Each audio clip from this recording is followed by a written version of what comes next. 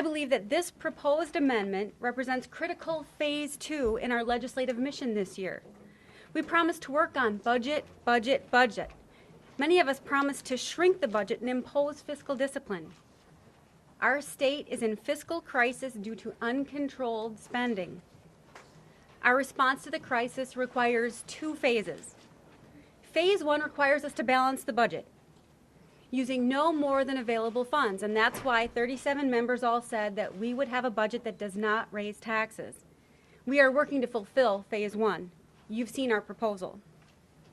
Phase 2 has to be to ensure that the uncontrolled spending can never again cripple our state's economy. This is the long-term restructure we need to eliminate the known risks to our stability and economic health in the state of Minnesota. We need to set a better course for the future. We're going to deal with the immediate problem, but it's going to get better. We have more government than we can afford, and so we have to set this better course. What this bill does is it would propose a constitutional amendment on the next ballot in 2012 to ask the voters what they think and whether they think we should have spending restrictions. This bill would ask them if we should have a 98% limit on spending. It would limit our spending to 98% of forecasted revenues. It would require a 3/5 majority to spend more than the 98%. The remainder would all go into a budget reserve. And then if the reserve grows enough, it would trigger a tax reduction. As you know, we weren't dealt a good hand taking over the majority here. And we're going to have to deal with it, and it's a difficult challenge.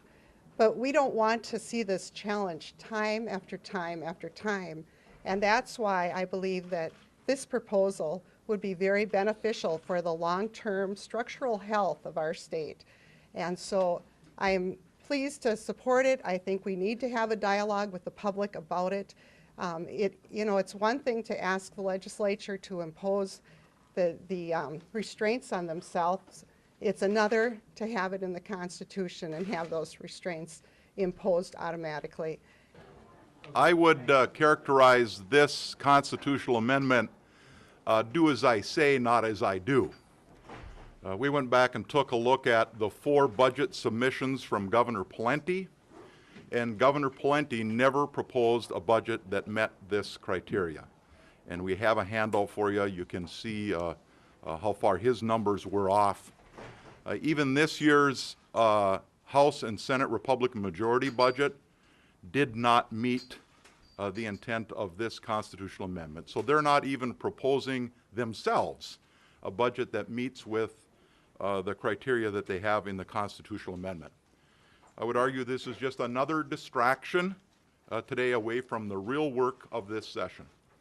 The idea that you're going to lose weight simply by tightening your belt doesn't work. You put on more weight and all the belt tightening does is push the weight elsewhere. Look what happens in Colorado. Their school funding plummeted compared to everywhere else in the country.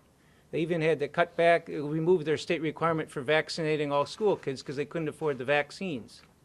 What will happen here is for people who think that under the Pawlenty budgets, property taxes went through the roof.